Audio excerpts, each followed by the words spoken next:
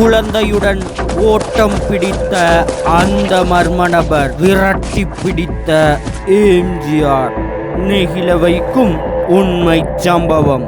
எம்ஜிஆர் முதல்வராக இருந்த சமயம் தியாகராய நகர் ஆற்காடு தெருவில் உள்ள அலுவலகத்தில் இருந்து நடுஇரவு 2 மணிக்கு வீட்டுக்கு புறப்படுறாரு எம்ஜிஆர்.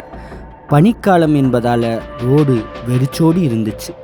எம்ஜிஆர் கார் போலீஸ் பாதுகாப்புடன் முன்னகர எம்ஜிஆர் பார்வை ஒவ்வொரு குறுக்கு சந்தையும் நோட்டமிட்டு கொண்டே இருந்தது. திடீர்னு ஒரு உருவம் கையில் குழந்தையுடன் ஓட்டமும் நடையுமாக இருளில் மறைந்தது. வண்டியை சட்டென நிறுத்தச் சொன்னார் எம்ஜிஆர். யாரவன் கையில் குழந்தையோடு ஓடுறான், பிடித்து வாங்கன்னு தன்னோட பந்தோபஸ்துக்கு இருந்த காவல்துறைக்கு ஆணையிட்டார். சார், சிஎம்மை விட்டு நகர முடியாது, பாதுகாப்பு குறைபாடு ஆயிடும்னு சொல்ல, எது பற்றியும் எனக்கு கவலை இல்லை, அந்த நபர் ஏன் முன்னாடி நிற்கணும் எம்ஜிஆர் உறுதியுடன் சொல்ல, ஓட்டம் எடுத்த அதிகாரிகள் அந்த ஆசாமியை விரட்டி பிடித்து எம்ஜிஆர் முன் நிறுத்தினாங்க.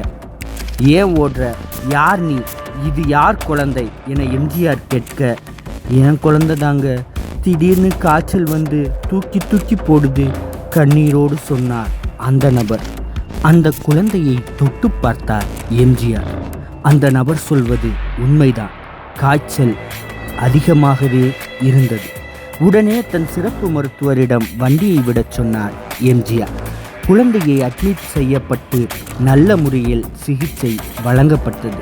இனி கவலைப்பட ஒன்றுமில்லை சிஎம் என மருத்துவர் சொன்னபோது பொழுது விடிந்திருந்தது. அந்த ஏழை தந்தையை அழைத்து கையில் 10,000 ரூபாய் கட்டை அள்ளி கொடுத்தார் எம்ஜிஆர்.